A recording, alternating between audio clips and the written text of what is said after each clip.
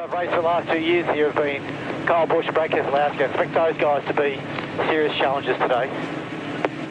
Marcus, our next question is from our mailbag, and Travis in Manahawkin, New Jersey asks, after winning the last 2 Watkins Glen races and everyone building hype over a possible three-peat, does it create any extra pressure? Cameras like Jamie McMurray with our McDonald's on board and the foot cam. Marcus Ambrose with the Ford EcoBoost camera. We'll get to watch Marcus at work from that reverse shot all day. Okay, Temple, all I need to know, okay, is inside in turn 2. They're going to dive from me. I need to give them some room. That's all I need to know, okay? Inside and clear. 2 things I need to hear. If I've gone on the inside of somebody, I want to know when they've backed out so I can move back to the left to get up the hill on that left end, okay? So all you need to tell me all day is inside. Interesting because the drivers work with multiple spotters here instead of just the one voice they're used to hearing on the oval tracks week to week. Danica Patrick's got our GoDaddy on board and a brake camera and suspension camera. Yeah, I love this shot. You can see just how the bump stops on the shocks. You see the spring and obviously the headers. There'll be a lot of action from this shot. You'll see the brake rotors glowing red too. We'll watch Max Pappas as he subs for Tony Stewart today through our Mobile One onboard camera. Clint Boyer starting on the front row with our Peak on board, and we'll get to ride out the front bumper of Clint's car through the hills and dales of Watkins Glen. Kyle Busch has our Toyota on board today. Led the most laps here the last 2 years. Jeff Gordon has the Chevy on board, the 4-time Watkins Glen winner, coming from pretty deep in the pack. And Juan Pablo Montoya. We'll watch Juan at work with our Sprint onboard camera here at the Glen. Kilometers, hence the name of the race, that she's at 355, or 220.5 miles. High speed, high stakes, and the turn 1 charge on the start and restarts, certainly always one to be mindful for here at the Glen. Marcus Ambrose leads the field down for the start at Watkins Glen.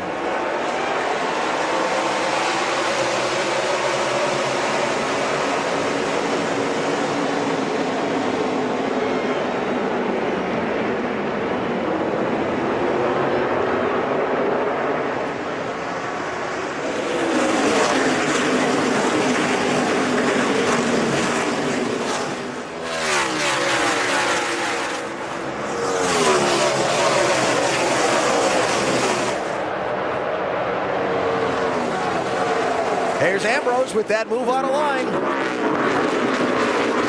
He kept his word, too. He stuck it in there. Didn't take long to get aggressive, and I think that we're going to see that happening throughout this day. That's going to create a lot of contact.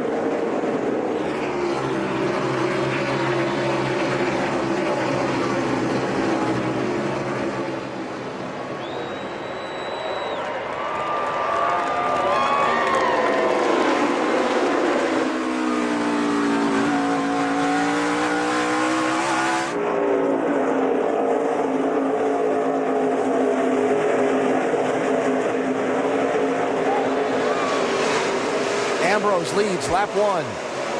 Boyer and Truex second and third. Keselowski's around. Exiting turn 1. Right side. That's not what he needed. Right side.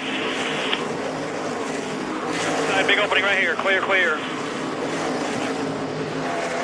The Sprint Cup champ fighting for a place in the chase, running 7th going into turn 1. Now back in 22nd. You have to think this might be a wheel hop situation, just getting down in a little too far, couldn't get the RPM. He's trying to make a pass. And so that's when you get the wheel hop. You have to get on the brakes. You can see right there, there's too much speed. And trouble for Jeff Gordon. In the wall. Caution is out. That's a lot of damage.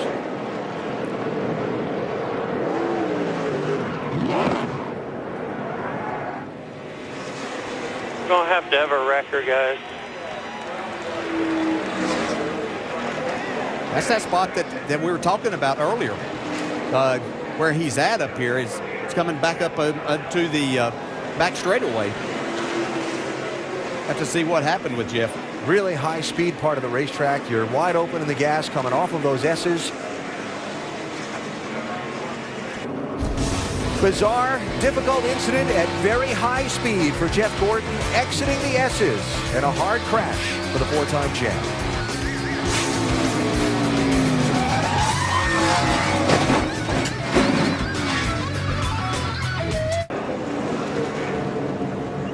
Pit road open here at Watkins Glen as we work the second caution of today's Cheez It 355. First taker.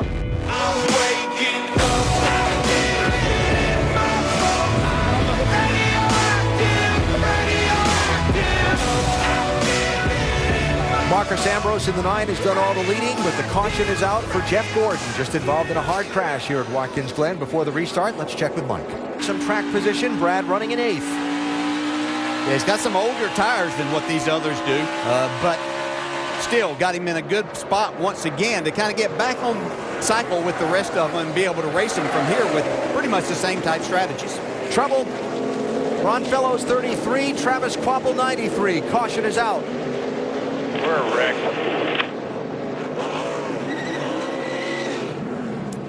You might need a wrecker. You're wrecked and you're hung up on the curb, too. A lot of damage there to Ron Fellows' car. They were racing for 26th place. Remember, Fellows hit it under this caution. Yeah, this has been a difficult part of the racetrack here. Oh, more involved. They got on pit road when it was closed, and the rule is if they keep going, they can maintain their spot where they blend in. I saw Jeff Burton and maybe a couple more. All right, so what happened to Eric Almirola?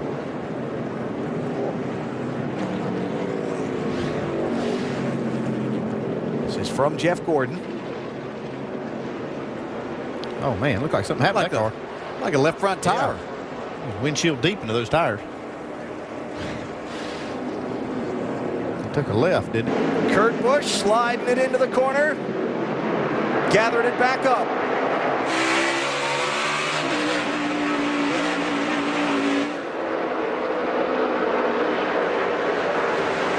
Oh, contact there. Not going to be good. Guesses this will get ugly. Casey Kane around.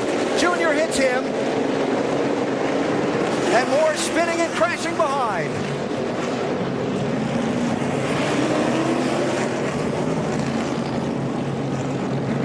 Yeah, I saw Casey jammed up. Looked like the 29 was in the back of him.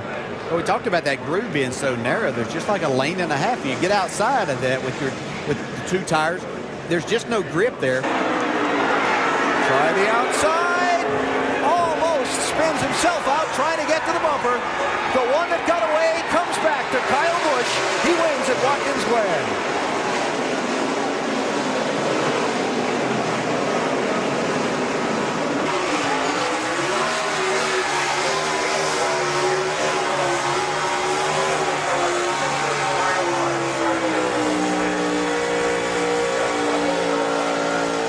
Feels pretty sweet, doesn't it? Is he really going to be able to get that flag? That's pretty cool.